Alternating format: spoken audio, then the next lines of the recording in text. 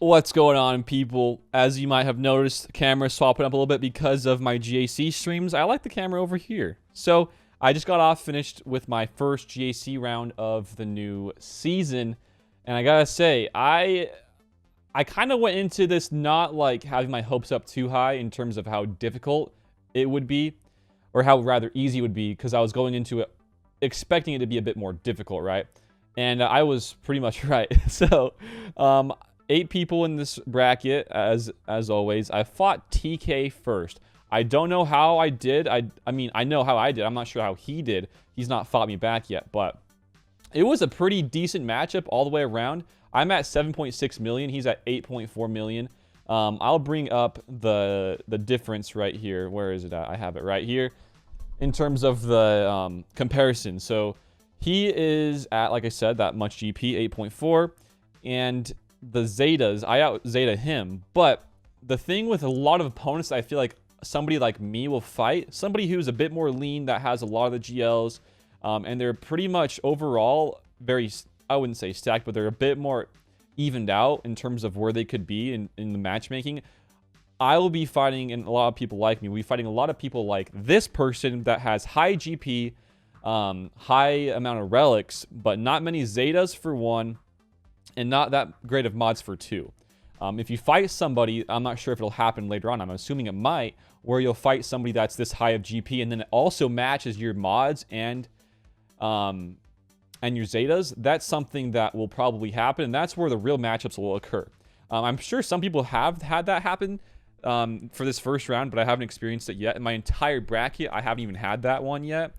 But let's keep looking. So, like I said, he's 8.4. He has more 6 dots than me. I pretty much destroy him in all the other mods analysis. So that's a big thing. It still is in GAC. Mods are the biggest thing in terms of GAC and teams, because that really influences your team and how good they can perform. But also, the other part to GAC besides mods is relics. You could have an additional team that the opponent might not have, even if they don't have the best mods, and that's still a pretty big upper hand. So that happened a couple times in this round. As we can keep looking, he has all Zetas, or he has all GLs rather. He's got a lot of relics, 7s, 8s, and 9s, a lot more than I do. But let's go take a look in game. Take a look at his defenses, and just in general, because this is a good indication of what rounds might look like in the future, and just kind of my first impressions of this first round since the last GAC in terms of matchmaking has happened. So he has 1 relic 9 on Lord Vader. Everybody else pretty much in my bracket is around the same. I got maybe 1 or 2 people that are around my mod load, or my mod ranking, my mod analysis, how many mods we have for 15s and all that sort of stuff. But first round, how did it look? How did it go? Well, if you guys want to know, go watch the stream. Stream should be up by now. But definitely 8.4. He's going to have a couple more teams than me. So, for example, my Beskar Mano team is not really there. It's non-existent for the most part. So he has that. I don't have that. But he doesn't have the Zetas. So that team is fairly easy to take care of. Other teams, though, he has an additional Kira team, and he has some more of these Night Sisters and Droidica. I don't have Droidica, so that's like an additional team he set on me. But besides that, he did keep a lot for offense. He has 6 GLs. He set 2 for defense, and he kept 4 for offense. So right here, this is where the struggle happened. This is where I kind of slipped up. I used the Emperor against the Rey, and I lost. I did get a few kills, but I lost in the end. So that's just kind of a learning experience for me, because I am typically well-versed in that matchup. I usually am good, but I lost because of the JTR, I suppose. That's what I'm going to chalk it up to. Next time I'll use armor. Anyways, other teams he's able to use and keep and set for offense, or for defense and keep for offense. He's actually able to use Wa on defense, which is a great team.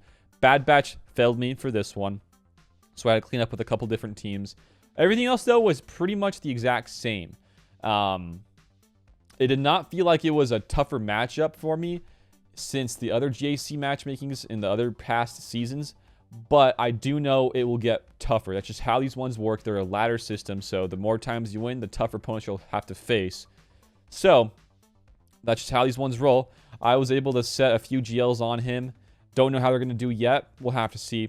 But I set a Kyle Katarn with Mon Mothma. I set some Darth Revan and some gases in the back wall.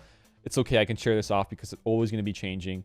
And some Grievous. So, you know, the biggest thing and how JC's always been is, like I said, even if you fight an opponent that has that much more GP than you, it always going to come down to mods and the relics.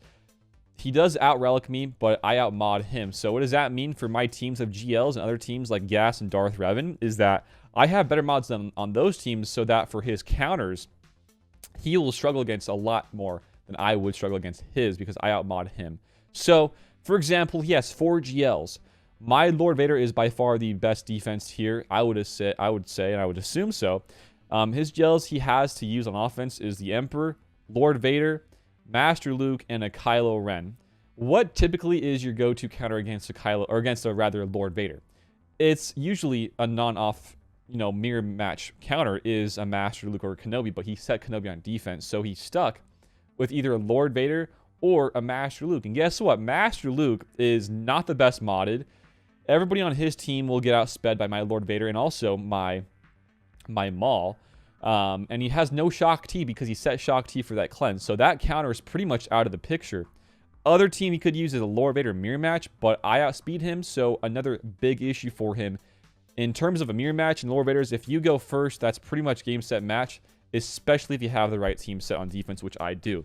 So that's one big thing here is that, even if you have the best mods, or rather the best relics, you still have to come down to mods, and that's what's happened here. Other teams, you'll be able to definitely kill my Rey and my Kylo, no biggie, right? Even if you have a poor modded Master Luke, you can still kill a Kylo. Same kind of thing with the Rey Cat. Rey Cat is good. It just stops specific GL teams, but for the most part, he has more GL, so you can be able to scavenge out a win. Everything else, though, this is where the more, regardless of mods or relics, this is where the next play come into part in terms of defense I set is that with a low gear team like a Mon Mothma, this stops troopers, and it also will force something a bit bigger because my Kyle gets 40% TM off the bat, which translates into him going first and then starting the entire train, which stops troopers, which is a pretty standard counter to a Mon Mothma in general. So if that's something that he has to pull something a bit bigger, or let's say he loses the first match and has to use something a bit bigger the second match, well, then he has to pull maybe something stronger, which in turn leads him to have nothing that strong to use in the back wall, which is what I want to have happen. That's why I set DR and I set gas in the back wall, because typically people like using a CLS against the gas, maybe Darth Revans, so on and so forth, right? And if he pulls something against that Kyle Katarn, Mon Mothma team, then I pretty much already won the entire GAC because he has nothing to use in the back wall. These teams, in turn, feel like a GL in the back wall, even though they're not considered a GL because of the counters that you might have available to you. And things just get tougher and tougher if you don't have the right speeds and the right mods on some counters, which is going to happen to him. So it's good. I've been able to keep some more for offense, like a Malik. I've been able to keep some CLSs, some Watts, so on and so forth. So it's a good trade up. Definitely, I've heard a lot of people say the matchups are way super lopsided. I would say that's how it is for maybe a few select people, but for most people, these are very good matchups in terms of the people's roster. The GP, I guess, not really the best indication because it's pretty high. I'm 7.6, he's 7.4, or 8.4 rather. But in terms of, the teams they have, how they typically play, what they set, it's usually a good matchup regardless. I have a friend in my guild named Rich, and he was able to, let me bring up the screenshot actually to show you. He was fighting a pretty dang good opponent.